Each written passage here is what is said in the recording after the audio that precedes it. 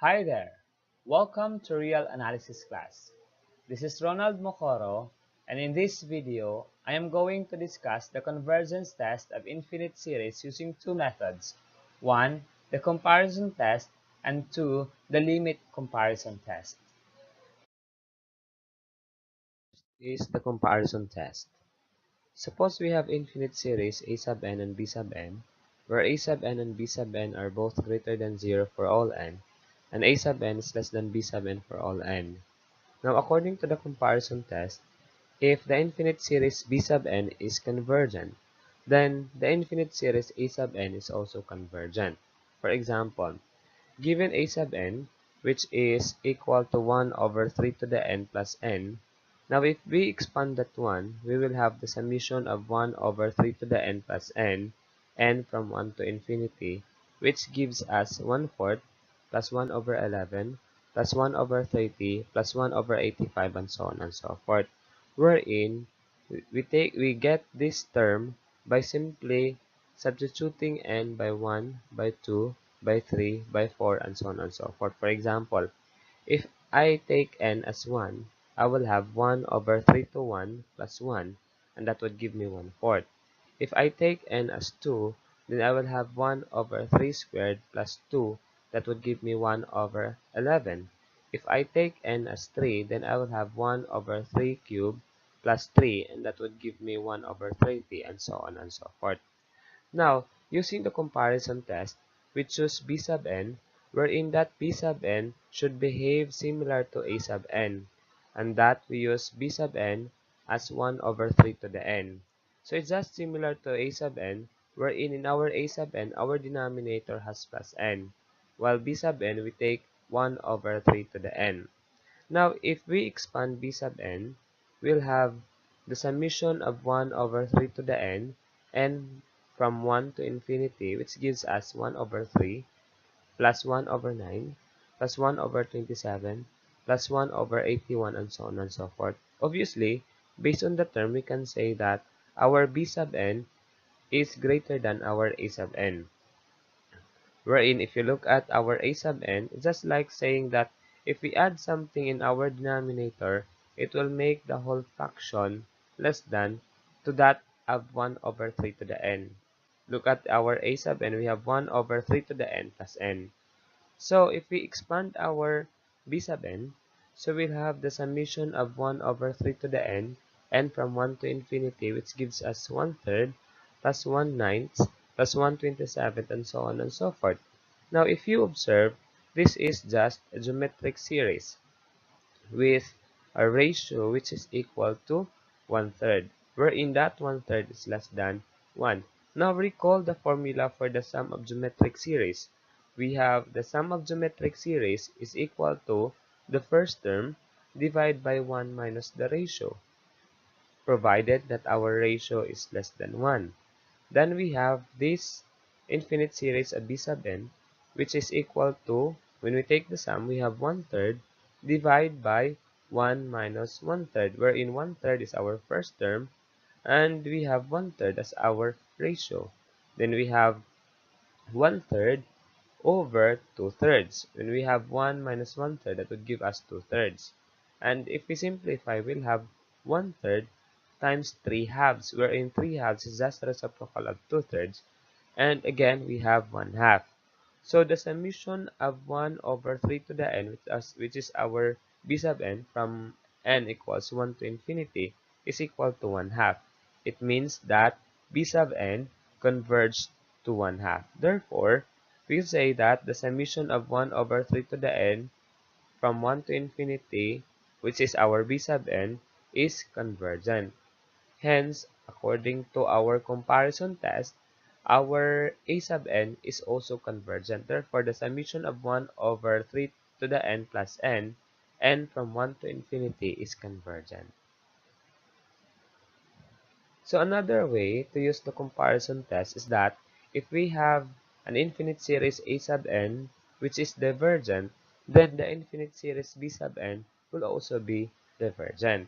So for example, I have here n over n squared minus the cosine squared of n, wherein if you take note, our cosine squared of n would range only from 0 to 1 because it is squared. Actually, cosine n would range from -1 to +1. However, here we take the square of that, so we have from 0 up to 1.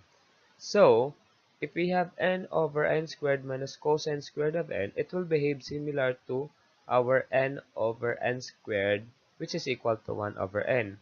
So, if you look at that one, it's just saying that if we subtract something from our denominator, it will become larger compared to n over n squared. So, we have n over n squared minus cosine squared of n. It's just saying that if we have n over n squared, then subtract something in our denominator, it will become larger or greater than n over n squared, which to simplify will have 1 over n. So we take our a sub n, which is equal to 1 over n, and we take our b sub n, which is equal to n over n squared minus cosine squared of n.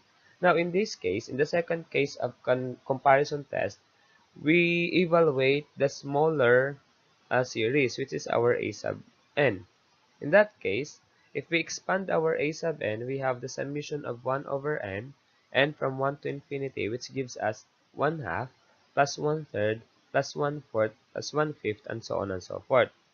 Now notice that this is a harmonic series, wherein using our p series, we say that, for example, we say that this is divergent. Now, P series states that if k is greater than 0, then the summation of 1 over n raised to p, wherein n is equal to k to infinity, then it is convergent or it converges if p is greater than 0, and it diverges if p is less than or equal to 1. Here in our case, if we get or if we evaluate the summation of 1 over n from 1 to infinity, here our p is equal to 1. Hence, we say that the summation of 1 over n from 1 to infinity, is divergent. Because of that, according to the comparison test, if the smaller series is divergent, then the larger series is also divergent. Therefore, we say that since the summation of 1 over n from 1 to infinity is divergent, by comparison test, the summation of n over n squared minus cosine squared of n from 1 to infinity is also divergent. In comparison test, given an infinite series, we have to provide another infinite series to test whether it is convergent or divergent. For case number 1, given an infinite series, we provide another larger infinite series in which we are familiar with that is convergent, or it is easier for us to determine if it is convergent, so that we can say that the given infinite series is convergent. For case number 2, given an infinite series, we provide a smaller infinite series that we are familiar that infinite series is divergent, or easier for us to determine if it's divergent, so that we can say that the given infinite series is divergent. However, there are cases that it's difficult to use.